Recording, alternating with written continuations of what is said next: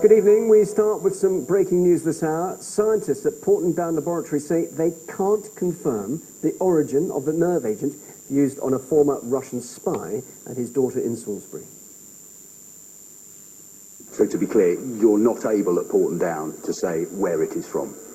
At this stage, with the work that we've done thus far, we've been able to establish that it's Novichok or from that family. We are continuing to work to help to provide additional information that might help us get closer to, you know, the question that you asked, but we haven't yet been able to do that. Britain accuses Moscow of being behind the attack. For more on this, our correspondent Issa Ali joins me. So, Issa, what has been happening today? So, quite explosive developments here in this story, which has been going on for the past few weeks. The chief executive of the Porton Down Laboratory, they're a leading defence and science technology laboratory, Gary Aitkenhead, he's confirmed today that there is, according to their investigations, no way, they haven't been able to confirm what was the precise source of that Novichok substance, which of course has been identified previously as being responsible for the poisoning of Sergei Skripal and his daughter Yulia. Now, of course, with that being said, there were, of course, many rumors or accusations being thrown that it was the Russian government or Russia that was responsible for that, and we saw in Parliament just weeks ago Prime Minister Theresa May coming out and saying that it was highly likely that Russia was responsible for the use of this chemical against Mr. Skripal and his daughter, and of course many other occasions as well, Theresa May saying that it was the Russians who were responsible. It is highly likely that Russia was responsible. We do hold Russia culpable for the attempted murder. Russia is culpable. Our quarrel is with Putin's Kremlin, and we think it overwhelmingly likely that it was his decision. Now, not all politicians were accepting of those claims. Perhaps the most sceptical voice was the leader of the opposition, Jeremy Corbyn, and the Labour leader was in Parliament and during that session said that, or asked the government actually to produce some evidence, which actually led to him being heckled by other MPs. And he also wanted to know whether there were lines of communication still open between the UK and Russia. Has the Prime Minister taken the necessary steps under the Chemical Weapons Convention to make a formal request for evidence from the Russian government under Article 9.2? How has she responded to the Russian government's request for a sample of the agent used in the Salisbury attack to run its own tests? Has high-resolution trace analysis been run on a sample of the nerve agent, and has that revealed any evidence as to the location of its production or the identity of its perpetrators? And can the Prime Minister update the House on what conversations, if any, she has had with the Russian government? And while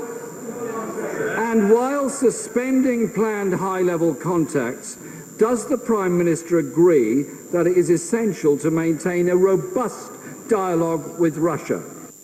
Now, the Russian government themselves, they also asked for this evidence to be produced, or any evidence to be produced, that they were responsible for the poisoning of Sergei Skripal. None was forthcoming, but that didn't stop the UK government, of course, from taking quite drastic action, expelling a number of diplomats from the UK, a number of diplomats and their families.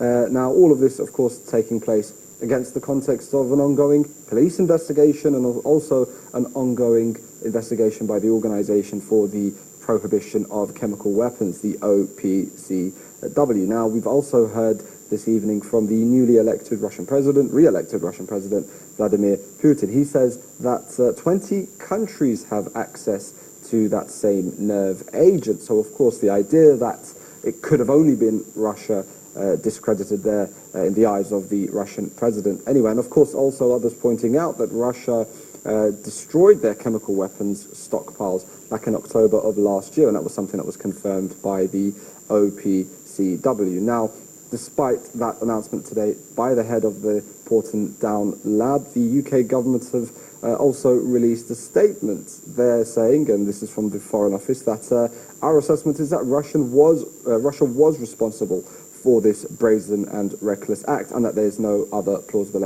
explanation. So it seems to be the scientists versus the politicians on this one. Issa, thank you for that. RTK's Issa Ali there. Well, for more on this, we spoke to the former British ambassador Craig Murray. He says his sources told him that scientists are unable to prove the nerve agent came from Russia a fortnight ago. I published on my blog a fortnight ago that sources within the Foreign and Commonwealth Office had told me that Porton Down scientists were unable to say it was made in Russia, and that they were under very heavy pressure from the government to say that, and they were refusing to say it. And today it's been confirmed that my sources were telling me the truth. What we've seen today is news management, because the government had to get over the hurdle that the Organisation for the Prohibition of Chemical Weapons would shortly be telling people that there is no evidence this came from Russia. And obviously the government decided, from the point of view of damage limitation, that it was best that Porton Down came out and said that first, and so that they could try to manage the news story. And we'll see very careful news management over the next day or two. Ought to be carried out with criminal standards of evidence gathering and proof, whereas in fact there's been very little evidence of them making serious attempts to actually catch whoever did this. And we're told probably this or likely that. Well, that's not the way that criminal verdicts are assessed. Russia's Deputy Foreign Affairs Minister and former permanent representative to NATO told us the Skripal affair could have been planned to boost the alliance's military spending. I think this whole Skripal case was concocted to prepare public opinion for the ever-increasing amounts of money being spent on the military. At present, the military budgets of European NATO members, put together, total approximately 270 billion. If they achieve the 2% target, that sum will come to 400 billion. That would be 10 times more than Russia's military budget. Obviously, such whopping amounts of money being spent on the military are liable to be the subject of heated public debate. To make sure this goes down well, you need the image of an enemy, and a powerful one at that. So it's crystal clear that this huge provocation that was carried out by the UK was intended to achieve this goal, which is to add fuel to the flames of Russophobia, which has recently begun to peter out, as people have simply got tired of it. Having expelled Russian diplomats, NATO is soaring off the branch they're sitting on, as it were. I can't believe they don't realise that in this turbulent time, a lack of proper communication between the two powers in Europe could potentially bring about very dangerous consequences. RT's Murat Gazdiev takes a further look at the nerve agent known as Novichok. What about other countries? There are many other countries that could also have come into the possession of Novichok. And that was the main point made by a number of military chemists who I saw just yesterday. And they explained to me that the formula is out there, more than 60 of them in fact. There are books that explain the entire process of producing Novichok. So to say that only Russia has Novichok, the nerve agent, the subgroup of nerve agents, is preposterous. British authorities are saying they administered an antidote on the first day after the poisoning. To decide what antidote to use, they would need to know what poison was used. Otherwise, you run the risk of exacerbating the situation even further. So, I infer the British authorities knew what poison was used in the Salisbury attack from the very beginning.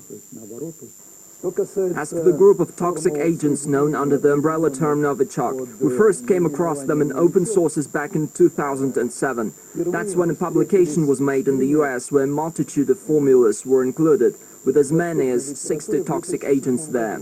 Each of them was assigned an index in the chemical expert system, so they're all available in open sources. These formulas are no secret.